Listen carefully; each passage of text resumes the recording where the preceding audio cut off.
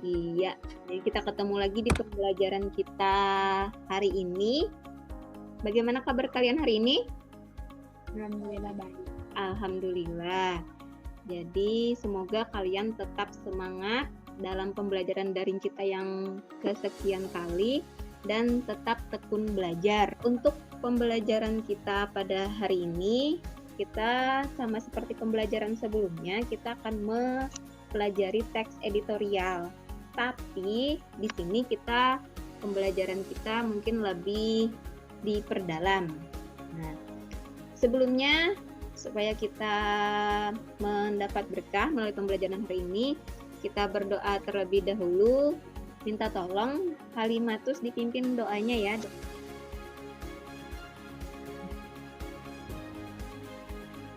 Ya, terima kasih kepada Halimatus. Kemudian di sini memang ada beberapa yang berhalangan hadir karena ada sesuatu hal yang mendadak. Semoga mereka dapat berpartisipasi di classroom nanti. Baik. Sebelumnya kita sudah belajar teks editorial itu di bagian apa? Bagian menulis teks editorial. Nah, untuk hari ini Ibu akan memperdalam materinya. Ibu share PowerPoint ya. Ini kompetensi dasar yang akan kita pelajari, yakni menganalisis struktur dan kebahasaan teks editorial, kemudian merancang teks editorial dengan memperhatikan struktur dan kebahasaannya. Kemudian tujuan pembelajaran kita, pembelajaran ini menggunakan pendekatan berbasis genre. Jadi di sana kalian akan diberi contoh teks editorial, itu beberapa contoh, kemudian kalian akan menganalisis teks editorial tersebut, kemudian kalian akan menulis atau merancang atau menulis teks editorial sesuai dengan hasil analisis yang sudah dilakukan.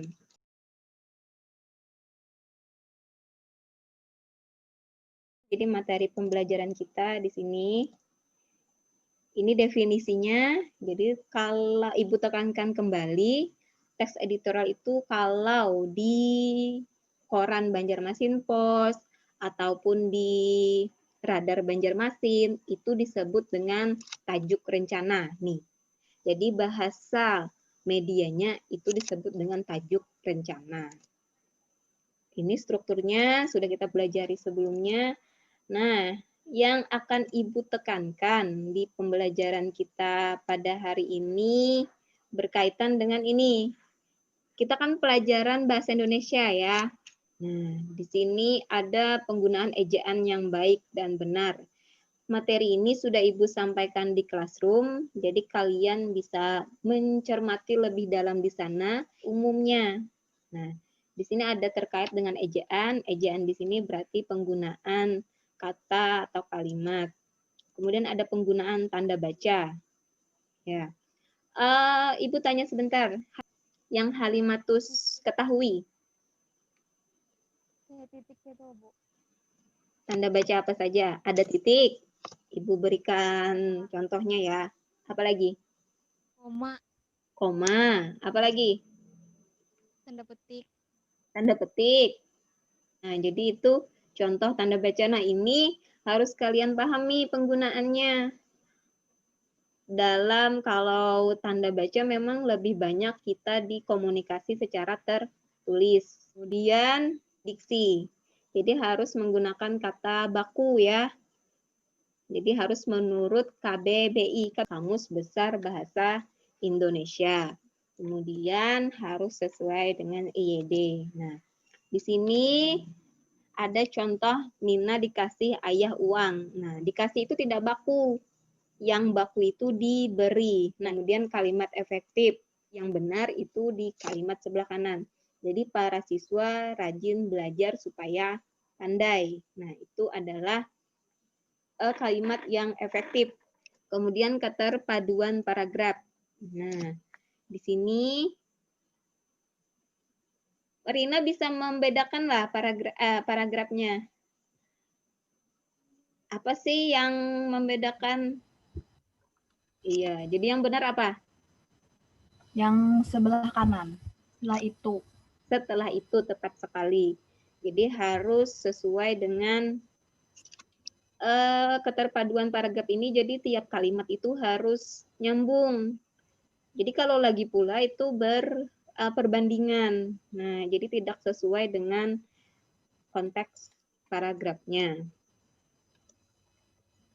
Kemudian, nah, di sini ada contoh teks editorial. Nah, jadi dari bahasa korannya itu adalah tajuk.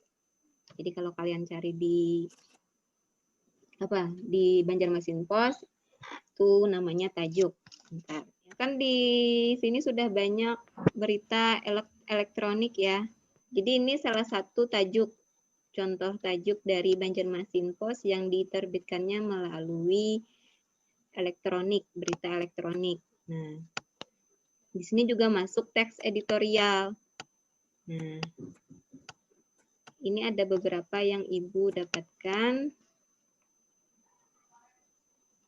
dari teks editorial. Nah, ini juga tajuk.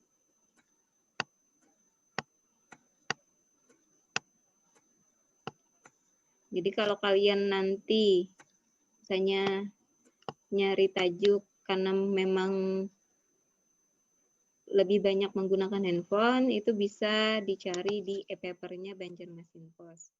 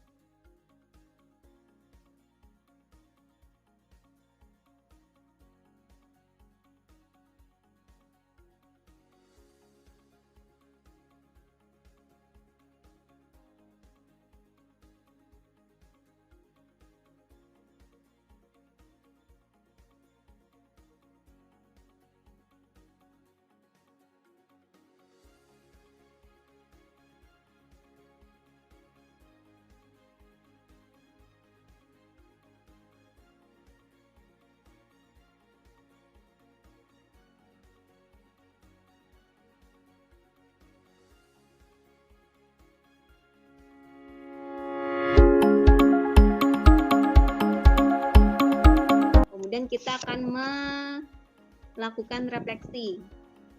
Rina Febrianti.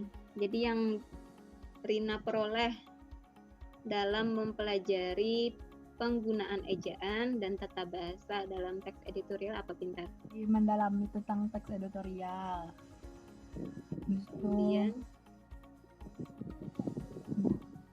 pengerjaannya lebih diperbaiki misalnya. Iya. Jadi karena kita belajar bahasa Indonesia, jadi penulisan yang baik dan benar itu kita latih di sini. Untuk pembelajaran kita selanjutnya, kita akan mempelajari tentang buku fiksi. Jadi tindak lanjut kita dalam pembelajaran hari ini, untuk pembelajaran selanjutnya, itu materi yang akan kita pelajari adalah materi baru. Baik, terima kasih kepada anak-anak Ibu yang tetap berusaha belajar mengikuti pembelajaran kita meskipun pembelajaran secara daring ini masih berlanjut. Semoga pembelajaran kita hari ini bermanfaat. Ibu tutup pembelajaran pada hari ini dengan mengucapkan hamdalah. Alhamdulillahirabbil alamin. Sampai jumpa lagi. Terima kasih. Ibu akhiri. Wassalamualaikum.